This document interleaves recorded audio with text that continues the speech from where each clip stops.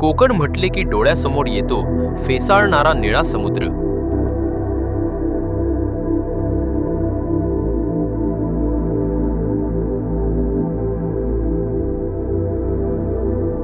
नागमोडी वळणाची रस्ते, नारळी पोफळीच्या बागा आणि डोळे दिपवणाऱ्या हिरवाईने नटलेला निसर्ग.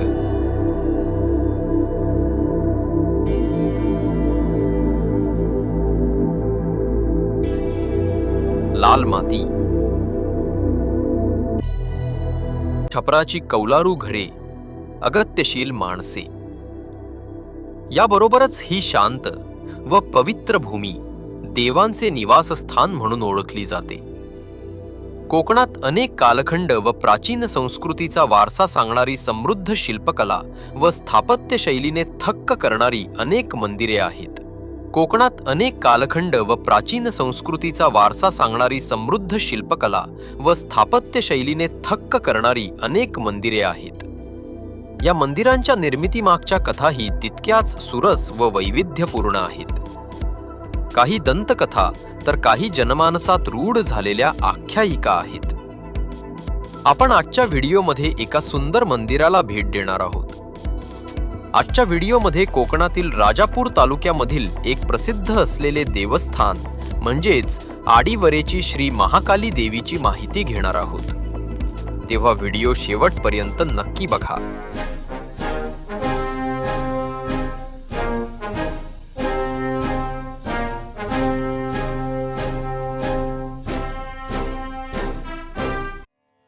प्रति कोल्हापूर अशी खाती असलेल्या राजापूर तालुक्यातील आडिवरे येथील श्री महाकाली मंदिरात शारदीय नवरात्र उत्सवाला सुरुवात झाली आहे. आज उत्सवाचा 5वा दिवस आहे. उत्सव निमित्त सर्व मंदिर व मंदिराच्या परिसराला विद्युत रोषणाई करण्यात आली आहे. देवीच्या दर्शनासाठी आबालवृद्धाची मोठी गर्दी झाली आहे. ह्या ठिकाणी एक जुन्या काळातील विहीर आहे. ह्या विहिरीचे पाणी काढण्यासाठी क्रेन बसवली आहे. क्रेनच्या सहाय्याने पाणी ओढून हातपाय स्वच्छ धुवून आपण मंदिरात प्रवेश करतो.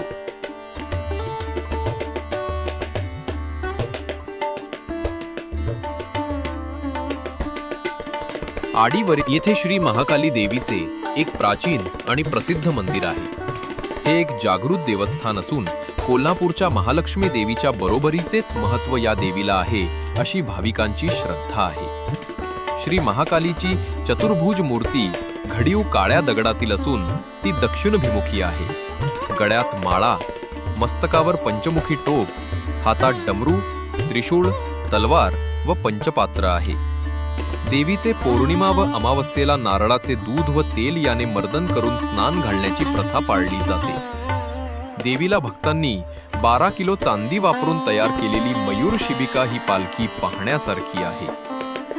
नवरात्रांत येथे मोठा उत्सव असतो. तब्बल 9 दिवस यात्रा आणि शेवटी विजयादशमी साजरी केली जाते. देवीला विविध वस्त्रालंकार आणि आभूषणांनी सजविले जाते. श्री योगेश्वरी,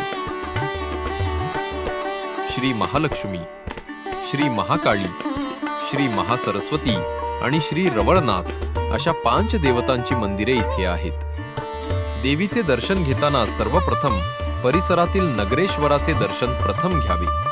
त्यानंतर श्री देवी महालक्ष्मी, श्री देव रवळनाथ आणि त्यानंतर श्री महाकाली आणि महासरस्वतीचे दर्शन घेण्याची प्रथा आहे. या संपूर्ण परिसराला महाकाली पंचायतन असेही म्हणतात. कोकणातील इतर देवालयांप्रमाणेच श्री महाकालीचे मंदिरही कौलारू आहे. मंदिराचा परिसर स्वच्छ आणि सुंदर असून श्री महाकालीची मूर्ती ही अतिशय आकर्षक व सुंदर आहे.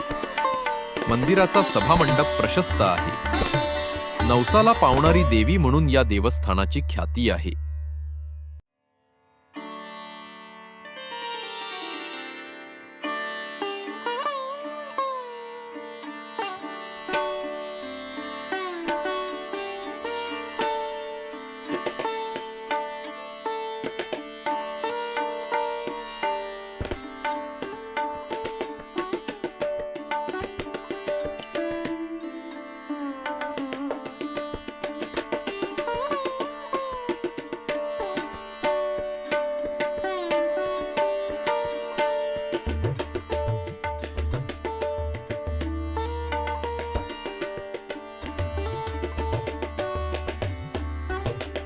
सुरक्षा आणि मंदिराचे पावित्र्य राखण्यासाठी मंदिराच्या गाभाऱ्यातील कोणतेही छायाचित्रण करण्यासाठी मंदिर प्रशासनाने मनाई केली आहे। एक प्रकारे त्यांचा निर्णय योग्यच आहे। म्हणूनच आम्ही तुम्हाला बाहेरूनच ह्या मंदिराचे दर्शन घडवणार आहोत। मंदिराच्या आत सुद्धा विद्युत रोषणाई केली आहे, त्यामुळे रात्रीच्या वेळी सुद्धा मंदिर उजळून निघाले। शारदेय नवरात्री उत्सवानिमित्त मंदिर प्रशासन मार्फत विविध सांस्कृतिक कार्यक्रमाचे आयोजन केले जाते।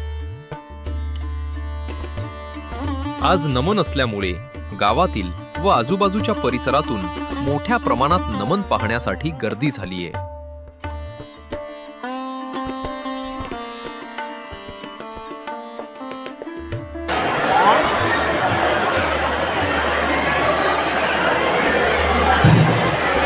मंदिराच्या पाठीमागे 13व्या शतकातील ऐतिहासिक तुलसी वृंदावन आहे।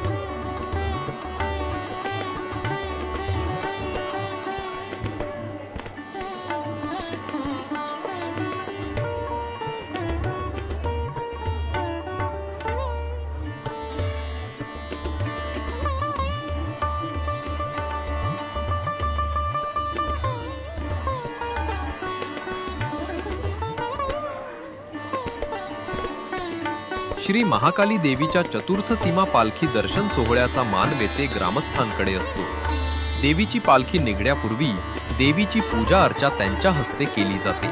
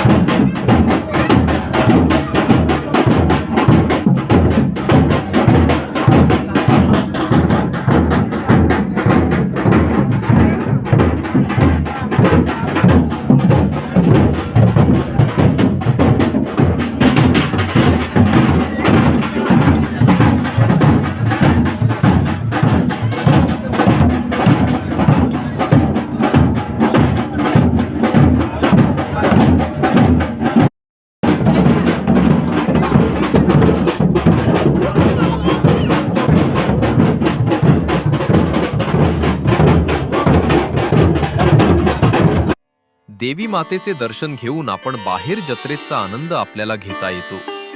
विविध प्रकारच्या वस्तू, खेळणी यांचे दुकाने आपल्या दृष्टीस पडतात. हे मंदिर नवसाला पावणारे आणि जागृत देवस्थान म्हणून ओळखले जाते. कोल्हापूरच्या महालक्ष्मी देवीप्रमाणेच या देवीकडे केलेली प्रार्थना थेट कोल्हापूरच्या महालक्ष्मी चरणी रुजू होते, अशी श्रद्धा आहे.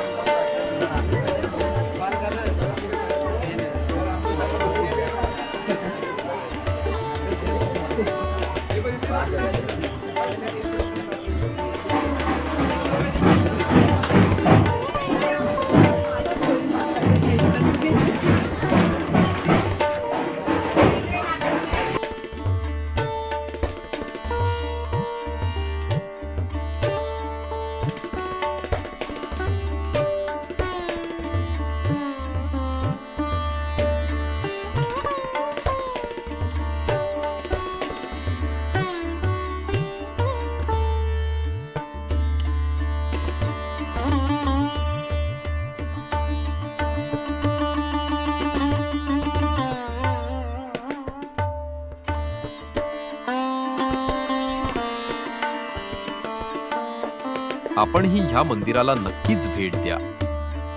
आपल्याला हा व्हिडिओ कसा वाटला हे कमेंट करून नक्की सांगा. आपण जर चॅनलवर नवीन असाल तर चॅनलला सबस्क्राईब नक्की करा.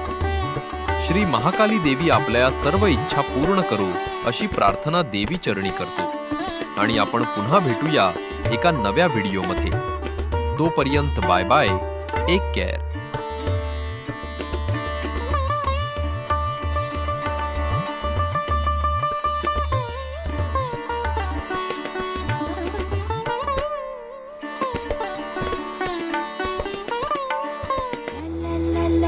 la la la la